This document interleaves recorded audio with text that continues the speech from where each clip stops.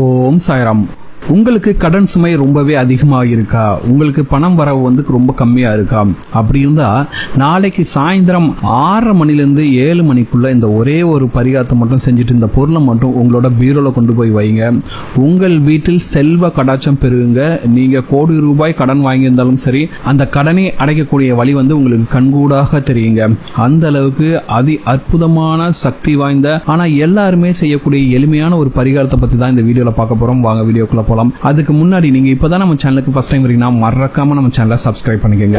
இன்னைக்கு இருக்க காலகட்டத்தில் நம்ம வாழ்க்கையில செல்வ செழிப்பு அப்படிங்கிறது முக்கியமான ஒன்றாக இருக்குங்க.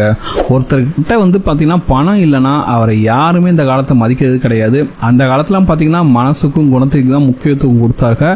ஆனா இந்த காலத்துல வந்து பாத்தீங்கன்னா பணத்துக்கு தான் முக்கியத்துவம். நீங்க பணக்காரராக இருந்தாதான் உங்க சொந்தக்காரங்க வீட்டுக்கு ஒரு ஃபங்க்ஷனுக்கு போனா கூட உங்களை மதிப்பாங்க, இல்லைன்னா யாரும் கண்டு கூட மாட்டாங்க. சரிங்களா?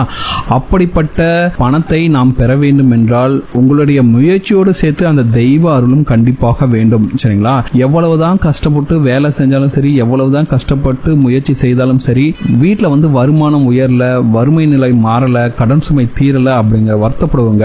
நாளைக்கு சந்திர தரிசன நாளான, அதாவது 3ஆம் பிறை சந்திர தரிசன நாளான நாளைக்கு பச்சரிசியோடு சேர்த்து இந்த ஒரே ஒரு பொருளை மட்டும் வைத்து கொண்டு நீங்கள் சந்திர தரிசனம் செய்தால் உங்களுடைய செல்வ நிலை உயரும், உங்கள் வீட்டில் செல்வ கடாட்சம் பெருகும் அப்படிங்கிறது தான் ஐதீகம். அப்படி என்ன பொருளை வந்து வச்சுக்கிட்டு எப்படி வந்து சாமி கும்பிடணும் அப்படின்னு இப்ப பார்க்கலாம். சரிங்களா? ஒருத்தங்களோட செல்வ நிலை உயர்வதற்கு அந்த மகாலட்சுமி தாயாரோட பரிபூர்ண அருள் வந்து கண்டிப்பாக வேணுங்க. அப்படிப்பட்ட மகாலட்சுமி தாயாரோட அருள் உங்களுக்கு கிடைக்குன்னா அவங்களுக்கு பிடித்த மாதிரி பொருட்களை வைத்துக் கொண்டு நாளைக்கு சிவபெருமானோட ஸ்வரூபமாக திகழக்கூடிய அந்த சந்திர தரிசனத்தை நீங்கள் காணும் போது உங்களுடைய வாழ்க்கையில் எண்ணில் அடங்காத மாற்றங்கள் ஏற்படுங்க.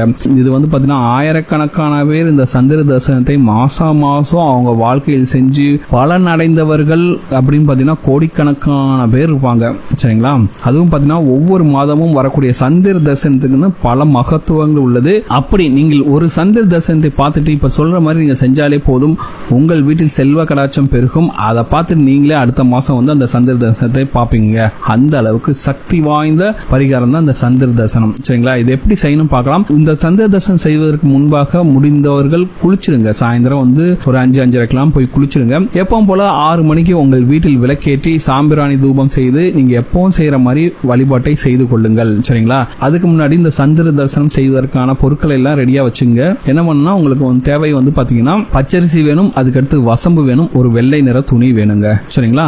சரி, இப்ப இந்த சந்திர தரிசனத்தை எப்படி செய்யலாம் பார்க்கலாம். நீங்க ஒரு 5:30 மணிக்கு 5-5:30 குளிச்சிருங்க. முடிந்தவர்கள் குளித்து விடுங்கள் சாயந்தரம் நேரத்தில். சரிங்களா? குளிச்சுட்டு நீங்க 6 மணிக்கு வீட்டில் வந்து விளக்கேற்றி சாம்பிராணி தூபம் காட்டி நீங்க எப்பவும் சாமி கும்பிடுங்களா அதே போல சாமி கும்பிடுங்க. சாயந்தரம் 6:30 மணிக்கு எந்த இடத்தில் உங்கள் வீட்டில் சந்திரனோட ஒளி தெரியுமோ அந்த இடத்துக்கு நீங்க போகணும். அது வந்து மொட்டை மாடியாக இருந்தாலும் சரி, வீட்டுக்கு பின்பக்கமாக இருந்தாலும் சரி, இல்ல பால்கனியாக இருந்தாலும் சரி, இல்ல உங்க வீட்டில் ஏதாச்சும் ஒரு கதவு ஜன்னல் வழியா அந்த சந்திரனை பார்க்க முடியும்னாலும் சரி. சோ அப்படி உங்களால் எந்த இடத்துல வந்து அந்த சந்திரனை நன்றாக தரிசிக்க முடியுமோ முடிந்த அளவுக்கு மொட்டை மாடி இந்த மாதிரி திறந்த வெளிகளுக்கு போறது நல்ல பலனை கொடுக்கும். சரிங்களா? அப்படி முடியாதுங்க, எங்க வீட்டில் வந்து அபார்ட்மெண்ட் தான், என்னால் போக முடியாது அப்படின்னா நீங்க ஜன்னல் வழியா தெரிஞ்சாலும் சரி அந்த இடத்துல இருந்து கூட நீங்க இந்த பரிகாரத்தை செய்யலாம். சரிங்களா? இப்படி 6:30 மணிக்கு நீங்க நேரா போயிட்டு எந்த இடத்துல வந்து சந்திரன் தெரிவாரோ அந்த இடத்துக்கு போயிடுங்க. சரிங்களா?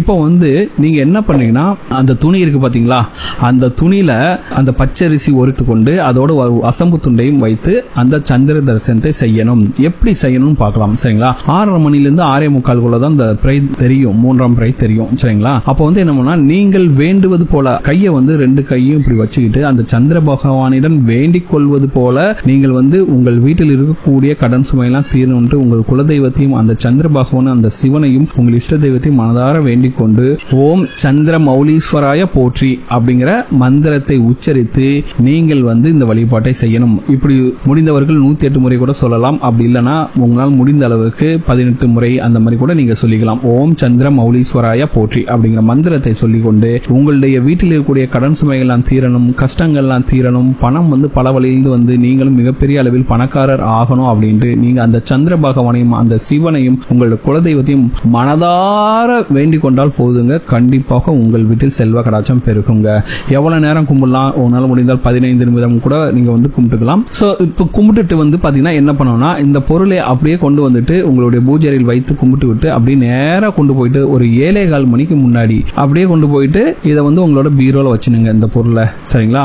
அந்த பொருளை என்ன பண்ணணும்னா அடுத்த மாதம் இதே போல 3ஆம் பிறை தரிசனம் செய்வதற்கு முன்பாக அன்னைக்கு காலையில எடுத்துட்டு இந்த பச்சரிசி பாத்தீங்கன்னா இந்த காக்கை குருவிகளுக்கு நீங்க போட்டுடலாம். அதுக்கடுத்து இந்த வசம்பை பார்த்துக்கிட்டு நீங்க யாருடைய கால்படாத இடத்திலோ அல்லது துளசி இந்த மாதிரி தெய்வீக செடிகளின் அடியிலோ நீங்கள் வைத்து விட வேண்டும். சரிங்களா? அதுக்கடுத்து என்ன பண்ணா அடுத்த மாசம் சந்திர தரிசனத்துக்கு போது இதே போல புதிதாக பச்சரிசி வசம்பை வைத்து விட்டு சந்திர தரிசனம் செய்து மூட்டையாக உங்கள் வீட்டில் பீரோல கட்டி வச்சணும். இப்படி ஒவ்வொரு மாதமும் நீங்கள் செய்து வர உங்களுடைய வீட்டில் இருக்கக்கூடிய எதிர்மறை ஆற்றல்கள் நீங்கி கண்டிப்பாக வறுமை நிலை மாறும். நீங்கள் வாங்கின கடன் எல்லாத்தையும் அடைச்சிடலாம். செல்வ செழிப்பு அதிகரிக்கும். எதுக்காக சொல்லனா, இந்த பச்சரிசி பாத்தீங்கன்னா சந்திர பகவானுக்கு உரியதாக திகழ்கிறது. வசம்பு பாத்தீங்கன்னா நேர்மறை ஆற்றலை அதிகரிக்க பொருளாக திகழ்கிறது. இப்படி நீங்க ரெண்டையும் வச்சுக்கிட்டு அந்த சந்திர தரிசனத்தை செய்யும் போது உங்களுடைய வீட்டில் இருக்கக்கூடிய கடன் சுமை எல்லாம் நீங்கி செல்வ செழிப்பு உயரும் அப்படிங்கிறது ஐதீகம். ஏன்னா நீங்க அப்படித்தானே சாமி கும்பிடுவீங்க. உங்க வீட்டில் இருக்கக்கூடிய கடன் எல்லாம் தீரணும், செல்வம் சேரணும் அப்படிங்கும் போது நீங்க மனதார வேண்டிக் கொள்ளும் போது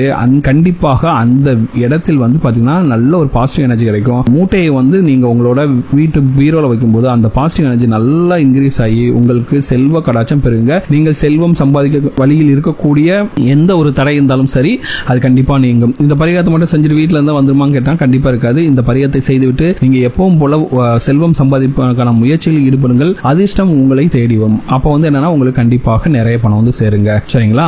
இந்த பரிகாரம் பார்த்தீங்கன்னா ரொம்ப ரொம்ப எளிமையான சிம்பிளா எல்லாருமே செய்யக்கூடிய பரிகாரம் தான். கண்டிப்பா செஞ்சு பாருங்க. இந்த பரிகாரத்தை செஞ்சு கோடீஸ்வரர்கள் ஆனவர்கள் பல பேர் இருக்காங்க. இந்த பரிகாரத்தோட பலனை பார்த்துட்டு இந்த பரிகாரத்தை மாசம் செய்யறவங்க கோடிக்கணக்கான பேர் இருக்கிறார்கள். அந்த அளவுக்கு சக்தி வாய்ந்த பரிகாரம் தான் இது. இந்த பரிகாரத்தை செஞ்சாலே போதும் உங்கள் வீட்டில் செல்வ கடாட்சம் பெருகும்.